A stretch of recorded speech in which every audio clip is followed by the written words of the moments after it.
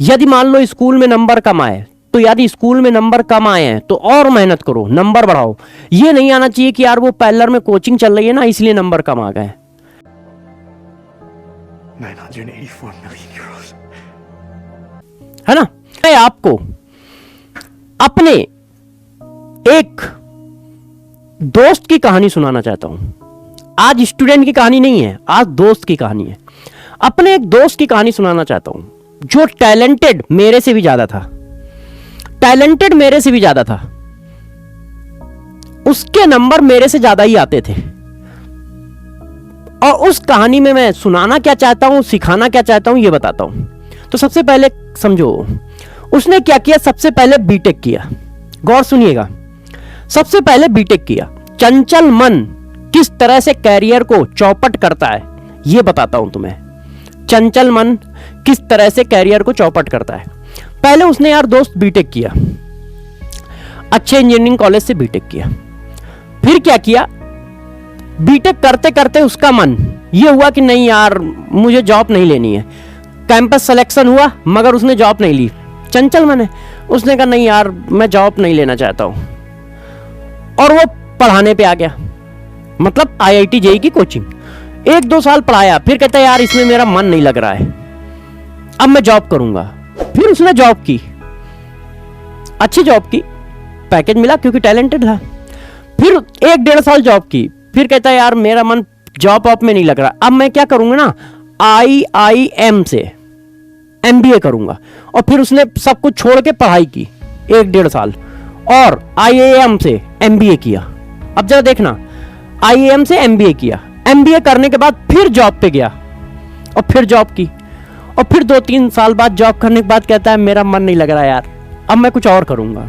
इसका मतलब समझ रहे हो, टैलेंटेड है, जिस एग्जाम को देता है निकाल लेता है, मगर अपने मन पे कंट्रोल नहीं है, अपने मन पे कंट्रोल नहीं है, जिसकी वजह से वो बार बार अपने रास्ते को चेंज कर रहा है। उसको यही नहीं पता है कि उसको जीवन में अचीव क्या करना है।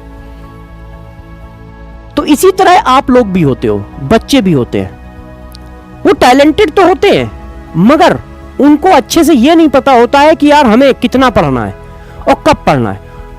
वो 1-2 महीने पढ़ते हैं, फिर वो विचलित हो जाते हैं। अब नहीं यार, अब मैं सिर्फ CBSE की तैयारी करूंगा। क्यों? क्योंकि सामने उनके पास बहुत सारा बैकलॉग क्रिएट हो जाता है, या फिर उनके नंबर स्कूल में कम आ जाते हैं, या फिर उनके नंबर इंस्टीट्यूट में टेस्ट में कम आ जाते हैं। तो फिर क्या करते हैं वो, नहीं यार अब मैं क्या करूंगा ना, सिर्फ स्कूल का करूंगा। अब कुछ दिन स्कूल करते हैं, फिर उनका मन होता है नहीं यार मैं तो पिछड़ता जा रहा हूं, बाकी लोग IIT की प्रिपरेशन कर रहे हैं, मैं फिर से बैक आया, फिर से प्रिपरेशन करना चालू करते हैं। और फिर बोर्ड के पेपर आते हैं तो फिर वो बैक मार जाते हैं कि नहीं यार चलो अभी बोर्ड के पेपर दे लेते हैं फिर प्रिपरेशन करेंगे।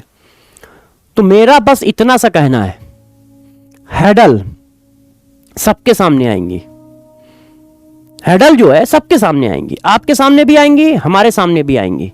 क्योंकि जब आप सिलेक्शन की ओर आगे बढ़ोगे, वैसे ही सिलेक्शन को रोकने के लिए हजारों मुसीबत आपके पैर को पकड़कर लटक जाएंगी कि तुम सेलेक्ट ना हो पाओ। वो मुसीबत किस तरह की हो सकती है, बैकलॉग की हो सकती है।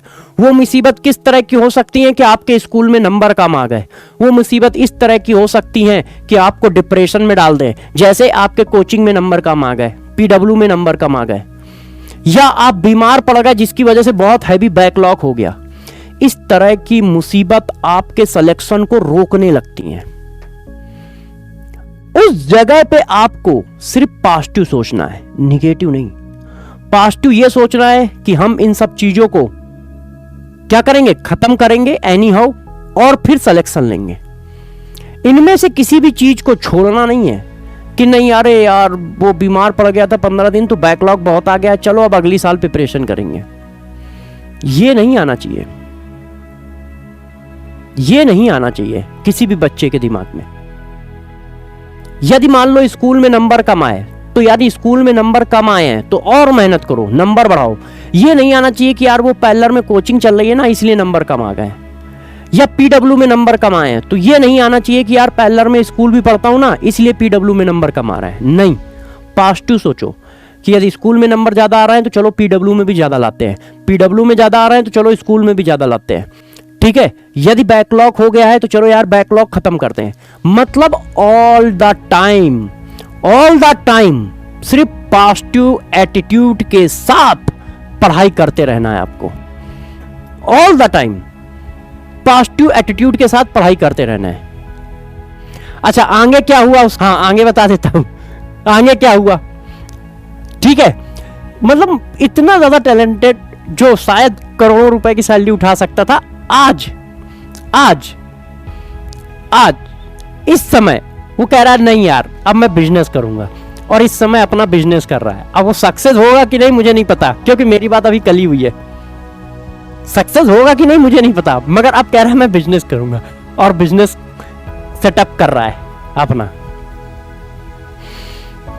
बिजनेस सेटअप कर रहा है। अब सक्सेस होगा कि नहीं ये मुझे नहीं पता। वैसे टैलेंटेड खूब है तो कोई ना कोई तो रास्ता निकाल ही लेगा, है ना। She's being interrogated.